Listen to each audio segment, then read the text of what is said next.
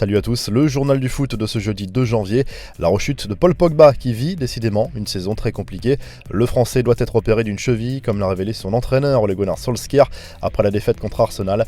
Le milieu de terrain ne rejouera pas avant un mois. Pogba avait déjà manqué presque 3 mois de compétition en début de saison en raison de cette même blessure.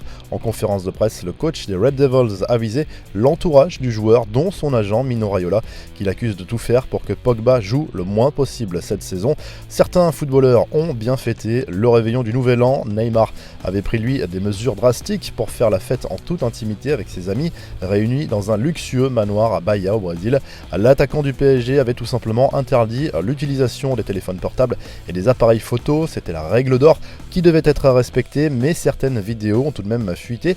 Lionel Messi a lui fait dans la sobriété, pas forcément dans le clinquant. L'attaquant argentin a passé le Nouvel An avec ses proches, comme certains l'ont dévoilé sur les réseaux sociaux. Enfin, Mario Balotelli a lui aussi vécu un Nouvel An assez agité à Brescia. L'Italien a perdu le contrôle de son véhicule en rentrant chez lui au petit matin. La voiture s'est encastrée dans le portail d'une maison voisine. Super Mario est alors rentré dormir en terminant le trajet à pied sans prévenir personne, comme l'explique le Corriere della Sera. Quelques infos en bref. Recruté l'été dernier par la Juve, Matthijs de Ligt aurait pu signer au FC Barcelone, où il a longtemps été annoncé.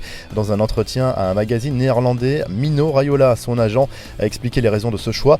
Raiola explique que les Catalans n'ont pas forcément utilisé les bons arguments pour convaincre de Ligt, l'argent notamment. Un certain Gérard Piqué aurait également joué de son influence pour faire capoter l'affaire. Direction l'Angleterre, où durant la défaite contre Southampton, José Mourinho a été averti pour avoir espionné un adjoint adverse. L'entraîneur des Spurs a ensuite assumé tout en s'en prenant à l'homme en question. J'ai mérité le carton jaune parce que j'ai été incorrect, mais j'ai été incorrect avec un idiot, a lâché Mourinho, visiblement très énervé par ce nouveau revers des Spurs.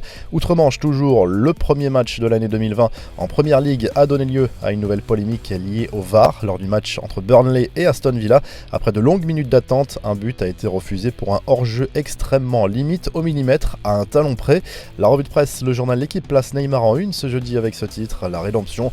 Le Brésilien a réussi à reconquérir une partie du public parisien grâce à de grosses performances après son retour de blessure.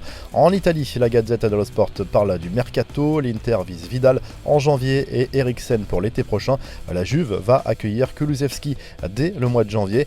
Neymar fait la une des deux journaux catalans ce jeudi, dont le Mundo Deportivo, qui considère Kylian Mbappé et Harry Kane comme intransférables cet été et présente la star du PSG comme la seule option possible parmi les cracks en attaque. Le journal pro-catalan mise sur le fait que le joueur pourrait faire jouer une clause de la FIFA afin de partir en fin de saison, mais reconnaît que le profil du numéro 10 brésilien ne fait pas l'unanimité au sein de la direction Blaugrana. Vous retrouvez toute l'actu foot sur topmercato.com, l'appli Top Mercato, et à très vite pour un nouveau journal du foot.